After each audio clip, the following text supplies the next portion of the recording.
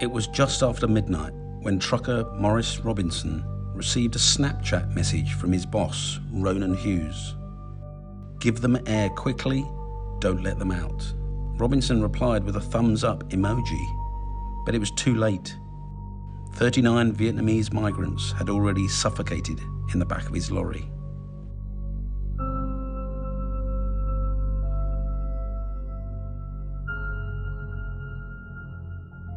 I'm Chris Summers, I'm a crime reporter, and today we are looking at one of the worst people trafficking tragedies.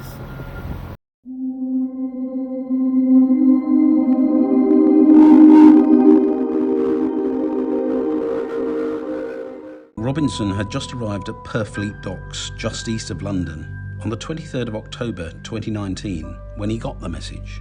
He drove a short distance to this deserted industrial estate before pulling over and going to check on the migrants he knew were hidden in the trailer unit. As he opened the door, a cloud of vapour escaped, and Robinson stepped back in horror as he saw dozens of semi-naked bodies piled on top of each other.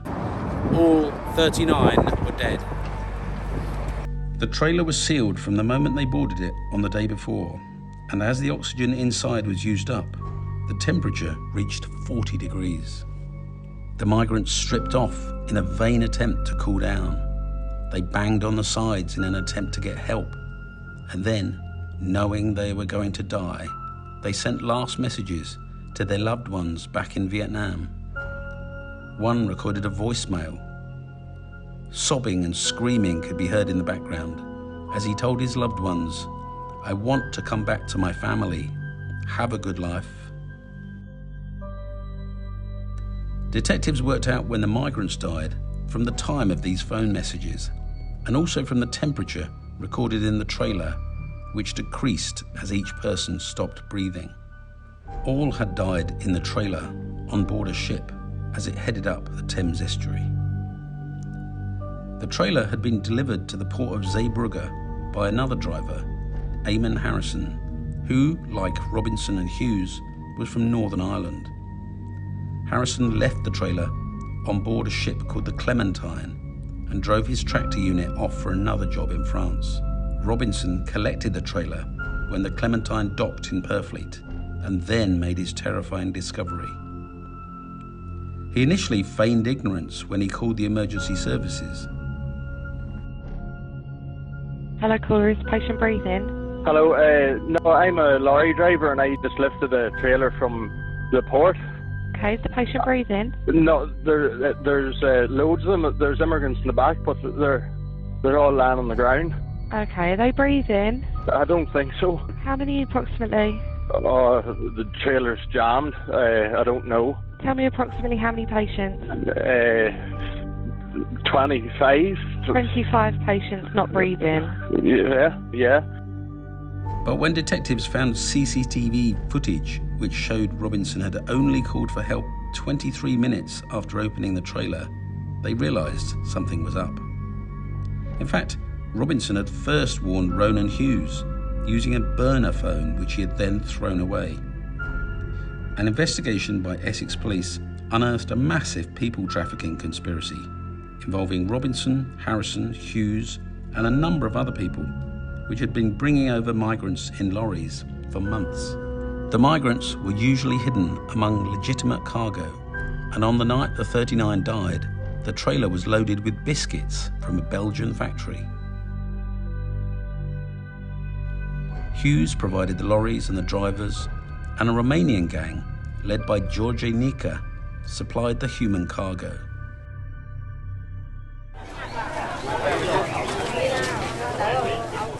In order to get into Britain, the migrants' families had paid around £13,000 each to a Vietnamese gang led by a man called Vo Van Hong.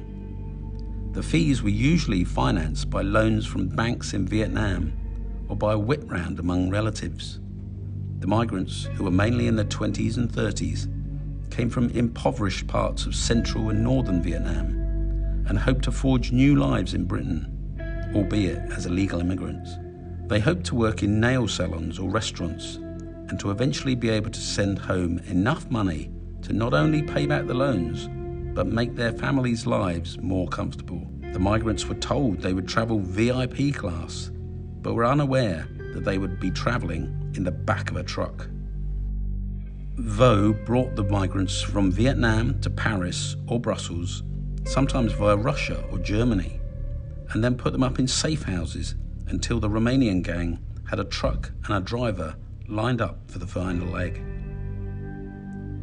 Witness X, who was a migrant who had successfully made it to Britain during one of the traffickers' previous runs, testified in court. It was clear that everyone got their cut of the profits, including the drivers.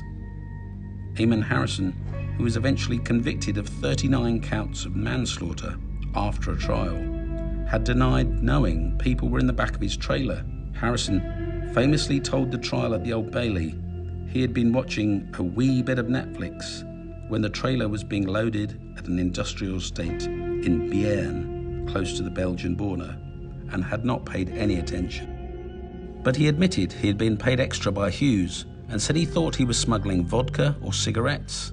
Harrison was an alcoholic who had crashed one of Hughes's lorries in Germany a few months earlier while drunk. The accident had left him owing Hughes thousands of pounds.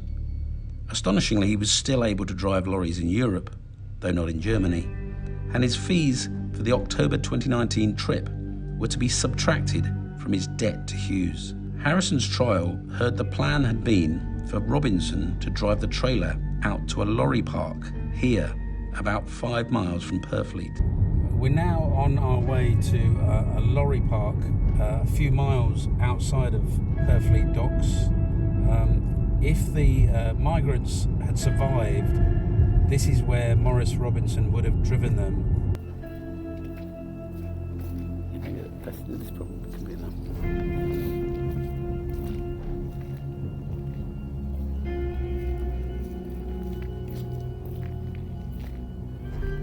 The 39 migrants dying and that one lorry, that was just the tip of the iceberg. And it was a whole much bigger people trafficking operation that was run out of this place, a small lorry park in the middle of the Essex countryside. And it was here where the lorries with their drivers who were, in on the whole thing, they would bring the migrants here.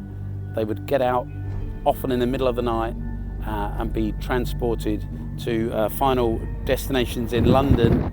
And it was only at that point, when the families had paid their final fee, the traffickers would finally agree to release them.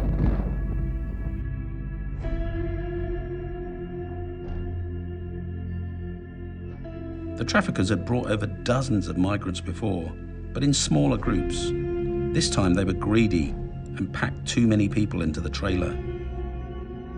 They miscalculated about how long 39 people could survive in a trailer. One thing that did occur to me during the trial was, why did they ring the police? When Maurice Robinson found the bodies and contacted his boss, Ronan Hughes, what if they decided, no, we're not contacting the police, we'll just bury the bodies, we'll dispose of the bodies and carry on? It doesn't bear thinking about.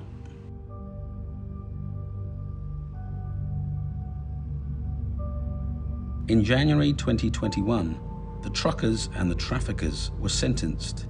Mr. Justice Sweeney said the 39 must have died an excruciating, slow death, and he said there was nothing he could do or say which would truly reflect the value of their lives or the size of their loss to their families. The judge added, the willingness of the victims to try to enter this country illegally provides no excuse for what happened to them. He jailed Ronan Hughes, who pleaded guilty, to 20 years for manslaughter, while Georgie Nika was given 27 years. Harrison was locked up for 18 years, while Robinson, who had pleaded guilty, was given 13 years. A year later, Vo Van Hong was jailed for 15 years by a Belgian court, which heard he had smuggled 115 people into Britain between September 2018 and May 2020. Vo was also fined almost €1 million.